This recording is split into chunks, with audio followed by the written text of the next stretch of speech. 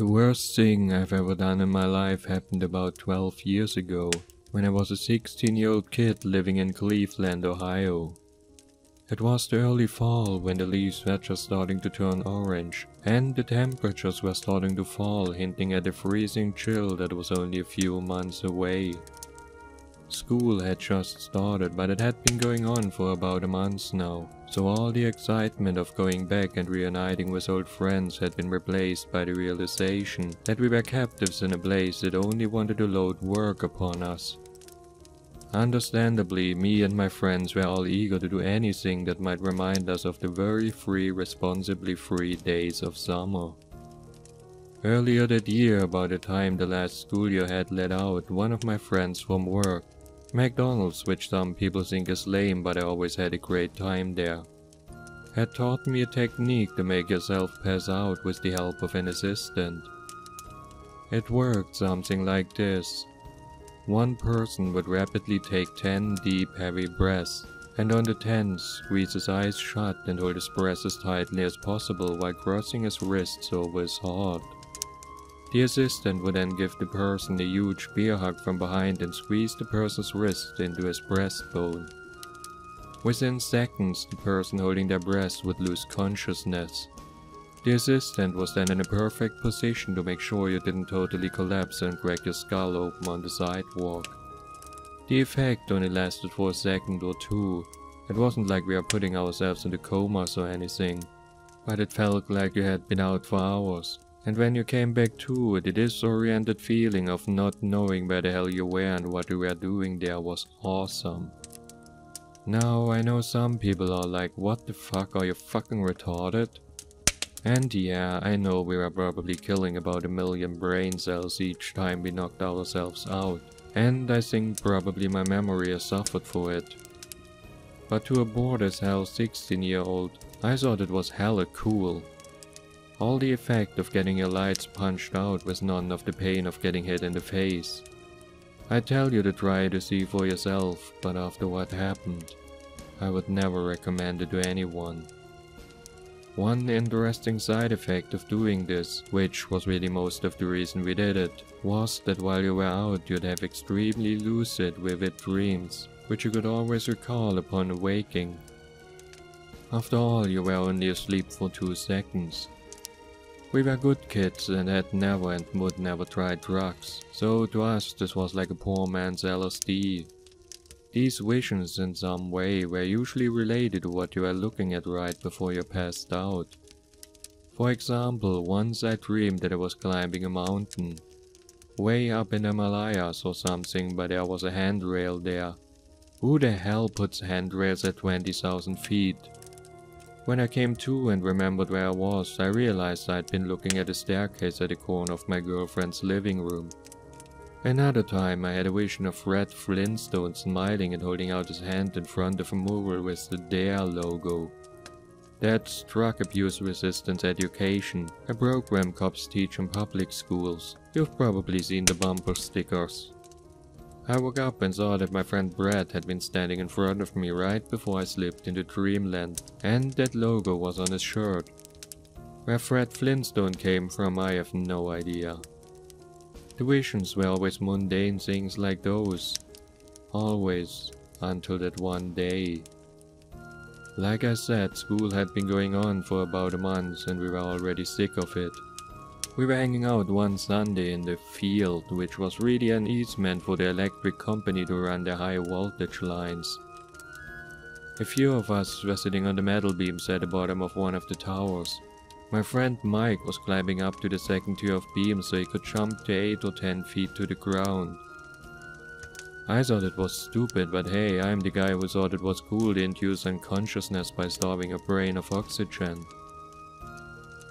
It was a warm day for October, but the light grey of the sky was slowly getting darker, and in Cleveland in October, that probably meant that before long, the temperature would soon drop from a comfortable 70 to about 50 in the course of a few minutes, and if we were really unlucky, an ice-cold rain would start to fall. The air was already damp and heavy, and we could hear the quiet buzzing of the high-tension wires above us.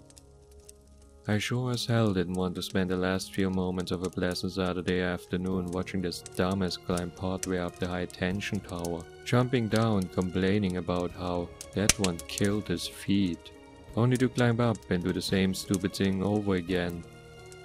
"Hey, let's make ourselves pass out," I said. By that time it wasn't as much fun as it had been in the early summer when we first discovered it, but it was a hell of a lot better than what we were doing. Vince was up for it, so was Richard, but Mike, the guy jumping off the tower, said, "What the fuck are you talking about?" "Holy crap, you haven't been knocked out before?" Vince asked. "No," was his response. Mike had been at his mom's house all summer, so he hadn't been in on all the fun we had been having. "Dude, you gotta try this. Watch, we'll show you." Vince and I got off the tower, stood in the grass at the center, and I did a customary 10 deep breaths.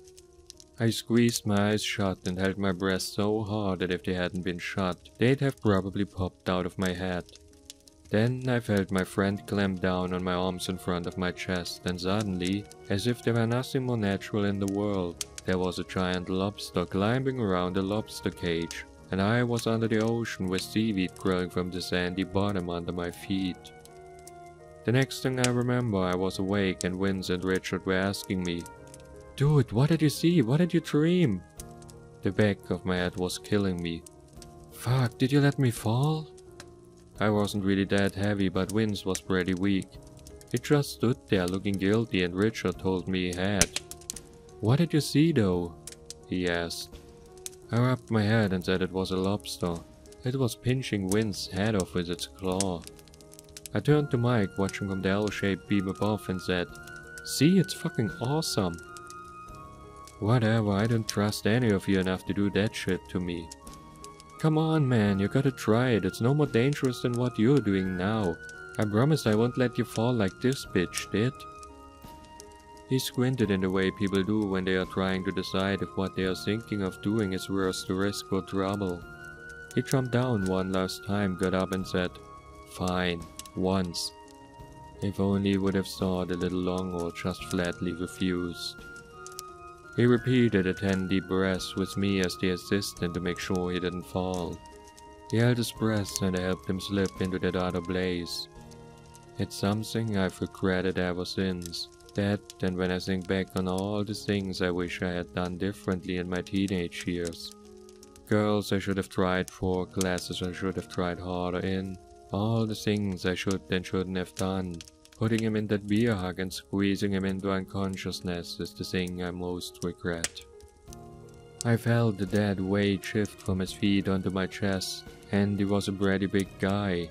But I made sure to let him down easy and not knock his head against the hard-packed earth. Just as I laid him on the grass, he came back. He woke up screaming. "Fuck, holy fuck, get away, get away, get away!" He screamed as he leapt up to his feet and flailed his arms around his head. We all jumped back, afraid of being hit in his frenzy, but more afraid, so scared we almost shit our pants of what we were seeing. After about 5 seconds, which is about twice the time it normally takes a person to realize where they are at and remember what they were doing, he slowed down. Shit, holy shit! He was breathing heavily, gasping deep breaths and hunched over the corners of the tower. It's a wonder that in his maddened state he didn't run right into the supports and knock himself out for real. But he just stood there, bent over at the waist, then fell to his knees. With his back turned to us, he started rocking and wriggling his hands and muttering to himself. "Holy mother of fuck," said Vince. "What the hell did you see?" But Mike didn't answer. We approached him slowly, and as we drew near, we could hear him quietly sobbing. In our macho world, that was normally a crime punishable by death, but at the time, of course, we didn't say a word. I reached out a hand to his shoulder, but as soon as I touched him, a touch so tentative and light that he shouldn't even been able to feel it, he shrieked and jumped away, clanging his back into the corner of the tower. He pressed up hard against it, staring at us with a look of terror in his eyes so real you'd think we were demons from the pit of hell. If ever in those few moments I saw that he was putting on to fuck with us, that look put all my doubts to rest. That and what happened afterwards, of course. None of us said anything, but after about 10 minutes Mike had calmed down enough that Richard was able to coax him to his feet and lead him back to his house. As I had suspected, the temperature had fallen like crazy in just a few minutes, and just as I figured it would, the freezing cold drizzle started to fall. I told Vince I was just gonna go home and I'd see him tomorrow. We always spent the evenings and rainy days playing Mortal Kombat on our SNES, but he didn't object. I think he probably wanted some time alone to reflect on what horrible thing we'd done to our friend, just like I did. The next day I went to see how Mike was doing, but he and his dad were gone the whole day. I asked him later where he went, but he wouldn't tell me. I think it must have been a psychiatrist, because by Tuesday, the next time I saw him, he seemed to be better if a little zoned out. I figure he got some drugs to calm his nerves, but that's just a guess. I never really found out. Over the next 2 days, the four of us hung out, and while Mike was quiet, he didn't say anything about what had happened. We just talked about stupid, unimportant stuff. Girls we liked, classes at school we hated. I wish we had said something to him now, though I don't know if it really would have helped. We had no idea what we were facing, and to this day I still have no clue. But we avoided the subject of what happened that Saturday and the practice of passing out in general like it was the plague. It wasn't until the following Saturday that he said anything related to what was happening to him. We were walking down the quiet street of our neighborhood, towards the wooden footbridge that crossed the creek that runs between the houses, separating the development in two halves. I was going on about this hot girl who was a grade above me and who, consequently, wouldn't give me the time of day, and he, staring at the ground, walked on with his hands in his pockets. Suddenly, out of nowhere and right in the middle of one of my sentences, he says, "I won't be around much longer." Huh? They'll be coming again tonight, and I don't think I'll be able to keep them out this time. Hey, what are you talking about? Who's coming tonight? The hands, the voices. At this point I was like, holy shit. I could feel my breathing get quick and shallow, and I felt my face and hands get hot to hear him talk, so matter-of-factly, about some horror that I couldn't even imagine. But I'll never forget that conversation. It's etched into my mind like the stone tablets in the 10 Commandments. I stammered a few times, then said stupidly, "What hands?" At night, I look at the tree out my window when it goes black in the hands. Dozens, 100 of them push in against the glass. And what do? I push back, all night, but I'm tired. I can't keep them out anymore. And the voices say I have to let them in. Little kids' voices and little kids' hands. He lowered his voice to a whisper, but I could tell in what he said next that he was struggling to keep the panic at bay. "Sometimes I see their faces," he said in a trembling voice. We had come to the walkway up to his house. He stopped and finally lifted his face to me. "Tell Vince he can have my Super Nintendo. He don't have one and his mom sure as hell won't buy him one. Richard can have my CDs. I know you guys don't like rap, but he does." I started to say something, but he turned and walked up to his house. He went inside and closed the door. How I wish I would have went up and knocked. Told them I would have stayed the night. But we were 16 and at that age guys didn't do that anymore. So I just went home. I didn't even answer the door for Vince when he came over later. When I went to bed I didn't sleep well, and I was constantly listening to every creak and groan that the house made, listening for the voices of a multitude of children. I normally slept with the curtains open, but tonight I closed them tight. The next day we learned someone had broken into Mike's house. A police car was there in his driveway, and I about shit a brick when I saw it. Later my worst fears were confirmed when I learned that it was Mike's bedroom window that had been broken into. He was missing, was all they told us.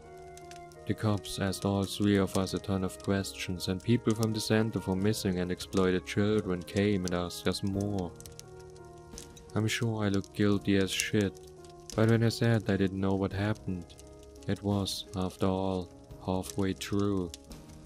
They were looking for some pervert that had abducted Mike, so no matter how hard they grilled me, they couldn't get any information relating to that, of course, so they finally gave up. He was on milk cartons and missing children TV shows, but to this day, his is still an unresolved case. After it was all over, I went to the library to research what the fuck happened, because in those days, while the internet was a research tool, it was only for rocket scientists or people who could afford a $5,000 computer. I didn't find much. The closest thing that I think is related is something I only discovered later, in my junior class on world history. Apparently, Egyptian priests used to seal themselves in coffins for just long enough a time to almost die. They would then be resuscitated so they could relate to the things they saw in the netherworld while dead to the other priests.